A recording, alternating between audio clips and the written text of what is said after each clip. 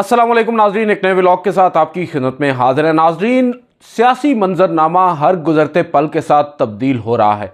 इमरान खान साहब ने इस तमाम तर सूरत हाल में अब एक मास्टर स्ट्रोक खेला है। पाकिस्तान तहरीक इंसाफ जो ज़ेर अताब नज़र आ रही थी इंतखाबात से पहले, जिसको दीवार के साथ लगाया जा रहा था, अब बज़ाहिर हमें नज़र आ रहा है कि उसने अपनी स्पेस दोबारा से बना ली है।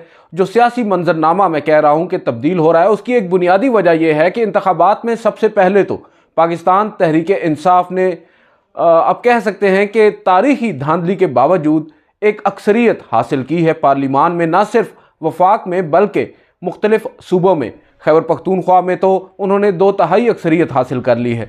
पंजाब में भी उनके पास अक्सरियत है जो उनके आज़ाद अरकान है। इसी तरह मुख्तलिफ जगहों पर हमने देखा है कि पाकिस्तान तहरीक इंसाफ का जो वोटर है वो घरों से निकला है बावजूद तमाम रुकावटों के। और इसका क्रेडिट अब की बार हम इमरान खान को भी नहीं देंगे, उनके सियासी रहनुमाओं को भी नहीं देंगे, बल्कि उस आवाम को देंगे जो अपने लीडर के लिए बाहर निकली है, जिसने लीडर से बात भी नहीं की, ना लीडर ने उनसे कोई खिताब किया है। बावजूद इसके दे हैव रियलाइज्ड कि अब वक्त आ चुका है और वो अपने घरों से बाहर निकल आए हैं। और अब बज़ाहिर पंजाबी में कहते हैं कि वक्ता पड़ा हुआ है हमारी रियासत को, हमारी इस्टेब्लिशमेंट को, बिलखसूस मुस्लिम लीग नून को, जिसके साथ जाते जाते एक मरतबा फिर हाथ हो गया है। नवाज शरीफ साहब अब बताया यही जा रहा है कि जो उनका घर है वहाँ पर लाहौर में रायवंड में जाती उमरा में उन्होंने ख़ुद को घर के अंदर ही महसूर कर रखा है। वो किसी से मिल भी नहीं रहे, कुछ मुलाकाती भी उनसे गए थे, कुछ खबरें आ रही हैं। बहरहाल हम उस तरफ नहीं जाएंगे। बताया यही जा रहा है कि नवाज शरीफ साहब ने ख़ुद को फ़िल वक्त आइसोलेट किया हुआ है और वो किसी से मुलाकात नहीं कर रहे। दूसरी जानिब जो इस्टेब्लिशमेंट है, कुछ लोग ये कह रहे हैं कि वो भी गालिबन नवाज शरीफ साहब से नालां है और नवाज शरीफ साहब की जो नाराज़ी है वो शायद इस्टेब्लिशमेंट से कम और अपनी जो पार्टी है, पार्टी रहनुमा है, उनसे ज़्यादा है। बहुत से लोग ये समझते थे कि नवाज शरीफ को वापस लाने से गालिबन पाकिस्तान मुस्लिम लीग नवाज़ जो है वो कम अज़ कम सादा अक्सरियत तो पार्लिमान में हासिल कर पाएगी, मगर ऐसा नहीं हुआ। बावजूद तमाम तर हरबों के, कोशिशों के पूरी रियासत जुट गई थी नवाज शरीफ साहब को इक़्तिदार में लाने के लिए। उनको एक ऐसी फील्ड दी गई जिसको ओपन रखा गया। जो मुखालिफ हरीफ है वो भी मुकम्मल तौर पर कॉर्नर्ड था, उसको खेलने का मौका भी नहीं दिया गया। बावजूद उसके उस फरीक ने बग़ैर हाथ में बल्ला उठाए एक सेंचुरी मार दी है। और अब हमारे नवाज शरीफ साहब आप कह सकते हैं कि कुछ लोग कह रहे हैं कि इमरान खान साहब ने जेल में बैठकर उनको क्लीन बोल्ड कर दिया है। अब सूरत हाल ये है कि इमरान खान साहब ने आज जो मास्टर स्ट्रोक खेला है वो ये है कि उन्होंने असद कैसर साहब के साथ मुलाकात की है। उस मुलाकात में उन्होंने ये कहा है असद कैसर को कि तमाम जो सियासी जमातें हैं, बिलखसूस वो सियासी जमातें जो इंतखाबात में धांधली पर आवाज़ उठा रही हैं, उनके साथ बातचीत हो, उनके साथ मुज़ाकरात हों। गुज़िश्ता रात आपको याद है मौलाना फजल रहमान साहब ने एक पेशकश की थी और एक इंदिया दिया था पाकिस्तान तहरीक इंसाफ से मुज़ाकरात का, उनसे बातचीत का, और ये कहा था हमारी कोई दुश्मनी जो है वो जिस्मानी नहीं है, ज़हनी दुश्मनी है, ये भी दूर हो जाएगी। और आज उसके असरात हमें नज़र आ रहे हैं। इमरान खान साहब जो माजी में मौलाना फजल रहमान को डीज़ल कहा करते थे, मुख्तलिफ़ नामों से पुकारा करते थे, मौलाना फजल रहमान जो इमरान खान साहब को यहूदी एजेंट कहा करते थे, आज ये एक अच्छी बात है। और मैं तो ये समझता हूँ कि जो पाकिस्तान में सियासत है उसको इसी तर्ज पर आगे बढ़ना चाहिए और ये जो गालम गलोच की सियासत है इसको ख़त्म करके मुज़ाकरात की मेज़ पर बैठना चाहिए और एक दूसरे के साथ मिलकर आगे बढ़ना चाहिए, हिकमत अमली तरतीब देनी चाहिए। अगर आपका गोल एक ही है तो आप लोग अलग अलग रास्ते क्यों लें। ये जो इमरान खान साहब ने आज काम किया है बज़ाहिर बड़ा मुश्किल काम था, नामुमकिन नज़र आ रहा था। इमरान खान साहब जो काफ़ी हद तक आगे बढ़ चुके थे, मौलाना फजल रहमान पर तनकीद की अगर बात की जाए, बावजूद उसके कि वो अक्सरियत में है, मौलाना फजल रहमान अक़लियत में है, इमरान खान साहब ने ये बड़ेपन का मुजाहरा किया है और अब ये उन्होंने ज़ाहिर किया है कि वो सियासी सोच रखने के हामिल शख्स हैं। जो एक बात की जाती थी कि इमरान खान साहब जो हैं वो आज भी उनका जहन सियासी नहीं है, वो आज भी यही समझते हैं कि कोई जर्नैल उनको इक़्तिदार में वापस लेकर आएगा। आज उन्होंने इस तमाम तर आर्ग्यूमेंट को भी डिफ़ाई किया है, इस तमाम तर आर्ग्यूमेंट को उन्होंने मुस्तरद किया है अपने इस इक़दाम से, जब उन्होंने ये कह दिया है कि तमाम जो सियासी पार्स हैं, पॉलिटिकल पार्टीज़ हैं, उनके साथ मुज़ाकरात होने चाहिए और हम करेंगे। और अब एक मुज़ाकराती वफ़द मौलाना फजल रहमान के घर पर मौजूद है, जो शायद मुलाकात कर भी चुका है। ये एक अच्छी चीज़ है। पाकिस्तान पीपल्स पार्टी मुस्लिम लीग नून के ज़ख्मों पर पानी छिड़क रही है और ख़बरें ज़राए से ये चलवा रही है। मुख्तलिफ हमने देखा है टीवी चैनल्स पर कि पाकिस्तान पीपल्स पार्टी जो है वो भी पाकिस्तान तहरीक इंसाफ के साथ मुज़ाकरात करने को तैयार है। अगर कोई वफ़द पाकिस्तान पीपल्स पार्टी के पास आया पाकिस्तान तहरीक इंसाफ का, तो पाकिस्तान पीपल्स पार्टी उसको मुस्बत जवाब देगी। ये वो पाकिस्तान पीपल्स पार्टी है जो 2 रोज़ कबल नवाज़ शरीफ के कहने पर, इसरार पर जो एक हुकूमत है वो तश्कील देने के लिए उनके पास गई और उनसे बात भी की। बाज़ाब्ता तौर पर एक प्रेस कॉन्फ्रेंस की तमाम उन PDM रहनुमाओं ने जो 13 माह पहले इस मुल्क में इक़्तिदार में रह कर जा चुके हैं, माँ सिवाय एक मौलाना फजल रहमान के। तो ये है तमाम तर सियासी मंजरनामा जो हर गुज़रते पल के साथ तब्दील हो रहा है। दूसरी जानिब अदालती जो मंजरनामा है वो भी बड़ा दिलचस्प हो चुका है। Chief justice of Pakistan justice Qazi Faez Isa वो अपने उसी मिशन पर आज भी कायम है जो उनका इंतखाबात से पहले था। मैं बात कर रहा हूँ जस्टिस मज़ाहिर अली अकबर नकवी की, जिनके खिलाफ मुख्तलिफ शिकायत सुप्रीम जुडिशल कौंसिल में आई। उन शिकायत पर फिर हमने देखा कि क्या कुछ हुआ, एक लंबी बहस है। Justice Umar Ata Bandial chief justice of Pakistan थे। जब मज़ाहिर अली अकबर नकवी साहब के खिलाफ शिकायत आई, उन्होंने उनको एक क्लीन चिट दे दी कि ये बड़े ईमानदार हैं, पारसा जज हैं और इनके ऊपर इस तरह की तनकीद नहीं होनी चाहिए, इल्ज़ामात नहीं लगने चाहिए। बावजूद उसके उन्होंने उन शिकायत को जस्टिस सरदार तारिक मसूद के पास भेज दिया उनकी राय के लिए, और उन्होंने 4 माह ताख़ीर के बाद eventually chief justice Qazi Faez ईसा के ओहदे का चीफ जस्टिस के ओहदे का हल्फ उठाने के बाद वो राय सुप्रीम जुडिशल कौंसिल को भेज दी और चीफ जस्टिस ऑफ पाकिस्तान काजी फ़ाइज़ ईसा ने बतौर चेयरमैन सुप्रीम जुडिशल कौंसिल एक इजलास बुलाया और उस इजलास में शोकाज नोटिस यानी इजहार वजूह का नोटिस जस्टिस मज़ाहिर अली अकबर नकवी को भेजा। एक नोटिस भेजा, उसके बाद दूसरा नोटिस भी भेजा जिसको तफसीली नोटिस कहा जा रहा है, और उस नोटिस के बाद वो जस्टिस मज़ाहिर अली अकबर नकवी ने एक आइनी दरख्वास्त सुप्रीम कोर्ट में दायर की उस रेफरेंस के ख़िलाफ़, और अदालत जो रेफरेंस की कार्रवाई है सुप्रीम जुडिशल कौंसिल की उसको चैलेंज करते हुए उन्होंने आइनी दरख्वास्त दायर की। बावजूद इसके दरख्वास्त दायर हो गई और बावजूद इसके जो सुप्रीम जुडिशल कौंसिल है वो अपना काम जारी रखे रही। इस पर काफ़ी ज़्यादा सवालात उठे, तनकीद भी हुई। बहरहाल इवेंचुअली जब सुप्रीम जुडिशल कौंसिल थोड़ी सी हरकत में आई और उन्होंने मामलात को ज़्यादा आप कह सकते हैं कि स्पीडी जस्टिस की जानिब लेकर जाने की कोशिश की, तो जस्टिस मज़ाहिर अली अकबर नकवी ने असर के टाइम पर आकर रोज़ा तोड़ दिया और ओहदे से मुस्ताफ़ी हो गए। उनको फॉलो किया फिर जस्टिस एजाजुल एहसन ने। मैं तो समझता हूँ जस्टिस एजाजुल एहसन का जो इस्तीफ़ा है उसको डिस्कस करना ना करना वो अब का मौजू नहीं है, उस पर फिर कभी खुलकर बात करेंगे। आज का मौजू तो है justice Mazahir Ali Akbar Naqvi.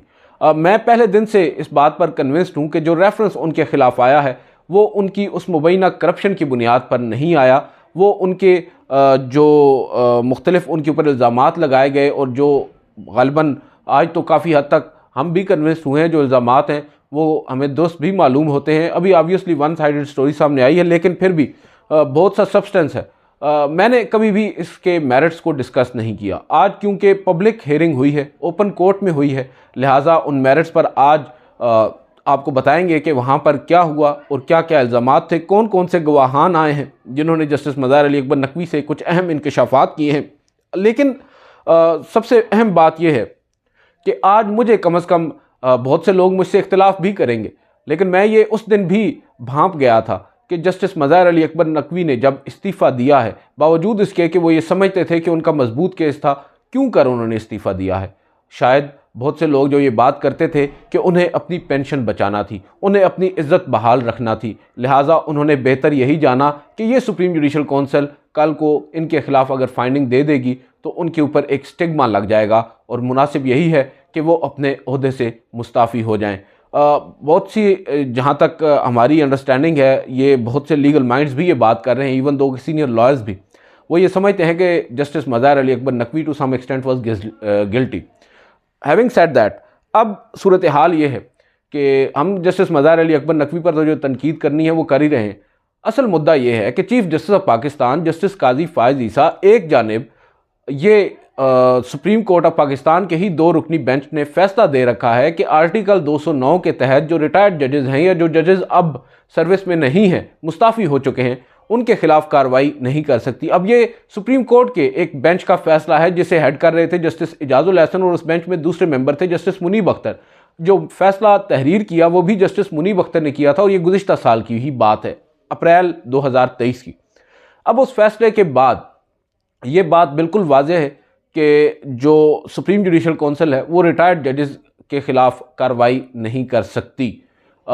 Full stop है यहाँ पर। जो मौजूदा जजेस हैं, यानी इस वक्त जो सुप्रीम कोर्ट या हाई कोर्ट्स में जजेस अपना काम कर रहे हैं, उनके ख़िलाफ़ जो सुप्रीम जुडिशल कौंसिल है वो अपनी फाइंडिंग ज़रूर दे सकती है, मगर रिटायर्ड के ख़िलाफ़ नहीं। इसके अब हम देखें, अगर गुज़िश्ता समाअत हुई थी एक सुप्रीम कोर्ट ऑफ पाकिस्तान में, जस्टिस शौकत अजीज़ सिद्दीकी जो कि फॉर्मर जज हैं लाहौर हाई कोर्ट के, जिन्हें सुप्रीम जुडिशल कौंसिल ने हटाने की सिफारिश कर दी थी, अब कह सकते हैं कि फाइंडिंग दे दी थी। उनकी दरख्वास्त पर समाअत के दौरान अटॉर्नी जनरल ऑफ पाकिस्तान ने अदालत को बताया, और उससे पहले जस्टिस मज़हर अली अकबर नकवी केस में भी उन्होंने अदालत को ये बताया था कि एक केस है आफिया शहरबानो, जिस केस का मैं ये हवाला दे रहा था, जिसमें जस्टिस मुनीब अख्तर ने वो फैसला दिया है कि 209 के तहत सुप्रीम जुडिशल कौंसिल कार्रवाई नहीं कर सकती रिटायर्ड जजेस के ख़िलाफ़। सुप्रीम को जो हुकूमत पाकिस्तान है या वफाकी हुकूमत है या वजारत कानून है, वो उस फैसले को सुप्रीम कोर्ट में चैलेंज करने जा रही है। वो एक अलग बात है कि ना उस वक्त वफाकी हुकूमत उस केस में फ़रीक थी, ना ही वफाकी हुकूमत को नोटिस हुआ था, और ना ही अब वो मुद्दत मौजूद है, यानी वो मुद्दत ख़त्म हो चुकी है। इसको हम जो लीगल टर्म है उसमें कहते हैं कि टाइम बार्ड। ये अपील अब टाइम बार्ड हो चुकी है, अगरचे वो जो हुकूमत है वो फ़रीक भी नहीं है। अगर वो फ़रीक हो भी तब भी दरख्वास्त दायर नहीं हो सकती। बावजूद इसके उन्होंने दरख्वास्त दायर की, और आइनी दरख्वास्त 2 रोज़ के बाद ही एक लार्जर बेंच के सामने समाअत के लिए मुकर्रर कर दी गई। उस लार्जर बेंच ने एक दिन तो लिमिटेशंस की हद तक, यानी आया ये दरख्वास्त काबिल समाअत है या नहीं, इस मामले पर ही ये अपील दरअसल एक नोटिस जारी कर दिया फ्रीकैन को, और उसके बाद एक और समाअत के ऊपर उन्होंने उस दरख्वास्त को काबिल समाअत करार दे दिया। इतना ये जल्दी में हुआ कि बहुत से लोग समझ रहे हैं कि शायद जो हमारे फाजिल जजेस साहिबान हैं आफिया शहरबानो में जो अपील सुन रहे हैं, इंट्रा कोर्ट अपील्स, वो भी काफ़ी हद तक कन्विंस्ड हैं कि रिटायर्ड जजेस के ख़िलाफ़ कार्रवाई होनी चाहिए। देखना होगा कि अब वो फ़ैसला क्या होता है। मगर माज़रत चाहता हूँ, जो मैं ड्रैग कर रहा हूँ सूरत हाल से, काफ़ी जो मौजू है उससे, सूरत हाल काफ़ी गंभीर इस वजह से हो चुकी है कि आज chief justice of Pakistan justice Qazi Faez Isa एक जानिब ये कह रहे हैं कि हम अभी उस फैसले का इंतज़ार कर रहे हैं, या उस इंट्रा कोर्ट अपील की किस्मत का फ़ैसला, या उस इंट्रा कोर्ट अपील पर क्या फ़ैसला होता है उसका अब हम इंतज़ार कर रहे हैं। अगर वो फ़ैसला आ जाए कि आप रिटायर्ड जजेस के ख़िलाफ़ कार्रवाई नहीं कर सकते, तो फिर ये जो अब सुप्रीम जुडिशल कौंसिल कार्रवाई कर रही है जस्टिस मज़हर अली अकबर नकवी के ख़िलाफ़, ये गैर मौसर हो जाएगी। और अगर सुप्रीम जुडिशल कौंसिल अपने कार्रवाई मुकम्मल कर लेती है और उधर से वो फ़ैसला नहीं आता, तो ये फ़ैसला रोक लिया जाएगा और मशरूत कर दिया जाएगा उस अपील के फ़ैसले तक। अगर उस अपील में ये कह दिया जाता है कि रिटायर्ड जजेस के ख़िलाफ़ भी कार्रवाई कर सकती है सुप्रीम जुडिशल कौंसिल, तो फिर जस्टिस काजी फ़ाइज़ ईसा की सरबराही में जो सुप्रीम जुडिशल कौंसिल है ये अपना फ़ैसला दे देगी जस्टिस मज़हर अली अकबर नकवी के रेफरेंस में। तो अब सवाल ये उठता है कि आखिर क्या जल्दी है जस्टिस काजी फ़ाइज़ ईसा को, क्यों कर वो इंतज़ार नहीं कर रहे उस इंट्रा कोर्ट अपील पर फ़ैसला आने का, और अज खुद ही ये मामला आगे चला रहे हैं। हालांकि असूली तौर पर तो ये होना चाहिए, जब कानून मौजूद है, एक फ़ैसला, एक नज़ीर मौजूद है कि आप रिटायर्ड जजेस के ख़िलाफ़ कार्रवाई नहीं कर सकते, उनके ख़िलाफ़ फाइंडिंग नहीं दे सकते आइन के आर्टिकल 209 के तहत, और अभी वो जो फ़ैसला है वो होना भी, उसको चैलेंज ज़रूर किया गया है मगर उसको अभी तक डिसाइड नहीं किया गया सुप्रीम कोर्ट की जानिब से। बावजूद इसके आज सुप्रीम जुडिशल कौंसिल का ना सिर्फ इजलास हुआ, बल्कि एक रिटायर्ड जज के ख़िलाफ़ 7 गवाहान के बयान भी रिकॉर्ड कर लिए गए, और कल को दोबारा मुकदमे की समाअत जो सुप्रीम जुडिशल कौंसिल की कार्रवाई है उसको रखा गया है 11 बजे के लिए, और कल फिर 4 गवाहान जो हैं वो अपना बयान जो है वो रिकॉर्ड करवाएंगे। तो ये जो जस्टिस काजी कार नज़र आ रहा है हमें, इसमें बहुत से सवालात उठते हैं कि क्यों कर जस्टिस काजी फ़ाइज़ ईसा इस कदर इन्वेस्ट कर रहे हैं इस केस में, जबकि उन्हें मालूम है कि अभी तक जो कानून है वो यही कहता है कि रिटायर्ड जजेस के खिलाफ सुप्रीम जुडिशल कौंसिल कार्रवाई नहीं कर सकती। अब अगर सुप्रीम जुडिशल कौंसिल आइन के आर्टिकल 209 के तहत, जिस पर फिर सुप्रीम कोर्ट ने 2 रुकनी बेंच ने एक फैसला भी दे दिया है, ये तय हो चुका होने के बावजूद क्यों कर जस्टिस काजी फ़ाइज़ ईसा जस्टिस मज़हर अली अकबर नकवी के खिलाफ कार्रवाई को आगे बढ़ा रहे हैं। हाँ, बेशक उन्होंने जो रेफरेंस या उन्होंने जो अपने ख़िलाफ़ आप कह सकते हैं कि शिकायत हैं, उन पर एक नहीं दो मुख्तलिफ शोकाज नोटिस जारी होने के बाद, उनका जवाब देने के बाद मुस्ताफ़ी होने का फ़ैसला किया है। इसमें बहुत से सवालात उठते हैं, मगर क्या ही अच्छा हो कि अगर सुप्रीम जुडिशल कौंसिल थोड़ा सा इंतज़ार कर ले और जस्टिस अमीनुद्दीन खान की सरबराही में 5 रुकनी लार्जर बेंच को फैसला करने दे उस इंट्रा कोर्ट अपील पर जो वफाकी हुकूमत ने दायर की है कि आया रिटायर्ड जजेस के खिलाफ सुप्रीम जुडिशल कौंसिल कार्रवाई कर सकती है या नहीं। तो बज़ाहिर तो नज़र यही आ रहा है कि जस्टिस काजी फ़ाइज़ ईसा या हमारी पूरी कौंसिल ही ये माइंड बना चुकी है कि उन्होंने अपना फाइंडिंग देनी है, और इस दौरान उन्हें ये भी बज़ाहिर यकीन होता नज़र आ रहा है कि वो जो 5 रुकनी लार्जर बेंच है वो उनको इजाज़त देगा। अदरवाइज़ ये इतनी जहमत ही नहीं करते, इतनी लंबी कार्रवाई चलाने की इनको ज़रूरत ही नहीं थी।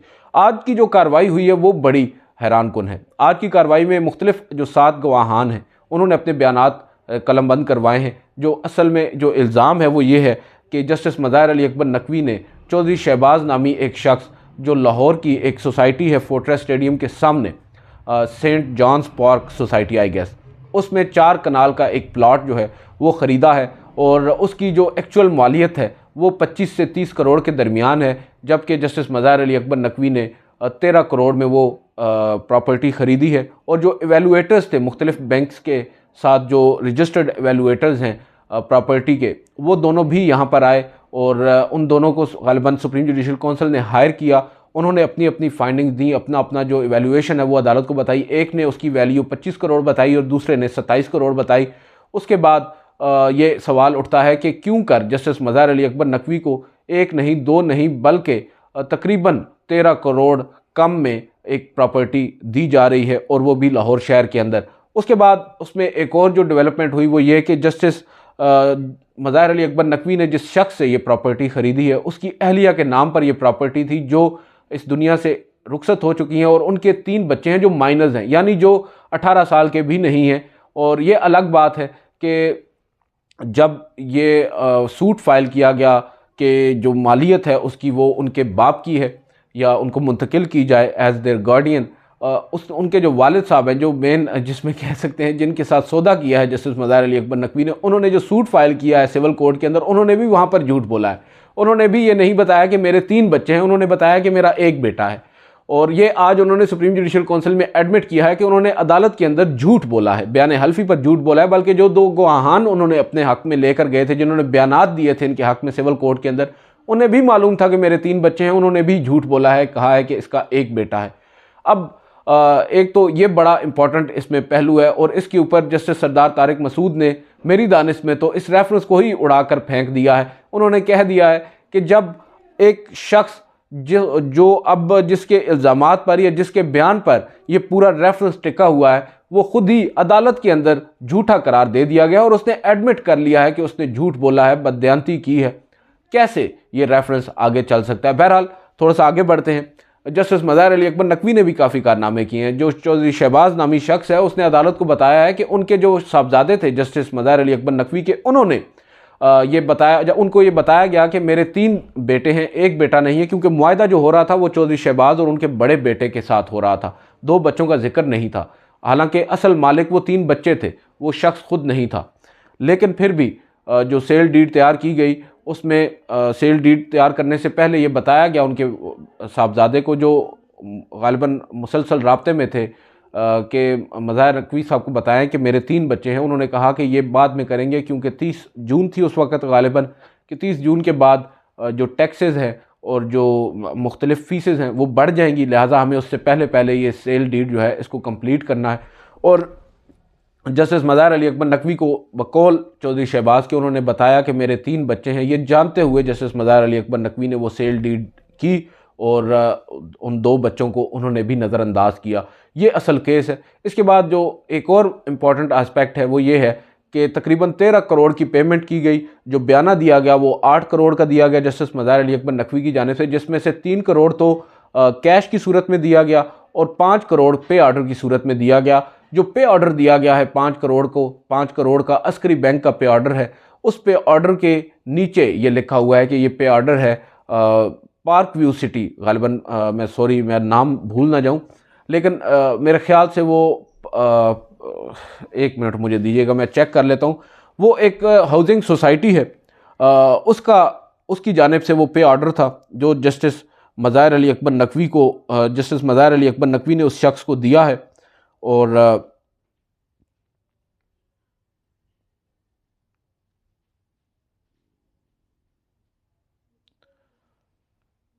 बहरहाल मुझे अब यहाँ पर उसको ढूंढने में थोड़ी सी दुश्वारी हो रही है। जो उन्होंने पे ऑर्डर दिया है वो एक हाउसिंग सोसाइटी है, स्मार्ट सिटी, सॉरी, लाहौर की स्मार्ट सिटी है। और ये कोई नाम भी बताया गया था, तौफीक नाम का बंदा है, नामी बंदा है, जिसकी ये डेवलपर्स हैं बेसिकली, और ये हाउसिंग सोसाइटी है। उन्होंने जो पे ऑर्डर है वो दिया है on behalf of justice Mazahir Ali Akbar Naqvi, और वो पे ऑर्डर 5 करोड़ का है। जो दूसरा पे ऑर्डर है उसकी कापी उन्होंने साथ नहीं लगाई, वो भी मोस्ट प्रोबेबली किसी डेवलपर की जानिब से ही दिया गया होगा। तो जब उन्होंने पूछा, जो पिटिशनर जो आप कह सकते हैं चौधरी शहबाज साहब हैं जिनके साथ सेल डीड हुई, कि ये जो पे ऑर्डर है इसके ऊपर नाम है स्मार्ट सिटी का, तो जस्टिस मज़ाहिर अली अकबर नकवी ने कहा कि मेरा उनके साथ लेन देन है, मेरा उनके साथ मसला है, आपको इससे फ़िक्र नहीं होनी चाहिए, आपको पैसों से गरज होनी चाहिए जो आप तक पहुंच चुके हैं। बहरहाल अब कल भी कुछ इंपॉर्टेंट जो गवाहान हैं उनके रिकॉर्ड कलम बंद होंगे, और बज़ाहिर तो नज़र यही आ रहा है कि आइंदा 1 से 2 रोज़ के अंदर सुप्रीम जुडिशल कौंसिल अपनी कार्रवाई को कंक्लूड कर देगी। मैं यहाँ पर खुले दिल के साथ, या आप कह सकते हैं कि ओपनली ये बात कह सकता हूँ कि जस्टिस मज़ाहिर अली अकबर नकवी के पार्ट पर कुछ ना कुछ तो है, जिसकी पर्दादारी है, जिसको बेस बनाकर ही गालबन उन्होंने इस्तीफ़ा भी दिया है। लेकिन दूसरी जानिब जिस तरीके से ये कार्रवाई आगे बढ़ाई जा रही है उस पर भी कुछ सवालात तो उठते हैं। आज की इस वीडियो से इतना ही, इजाज़त दीजिए, अल्लाह हाफ़िज़।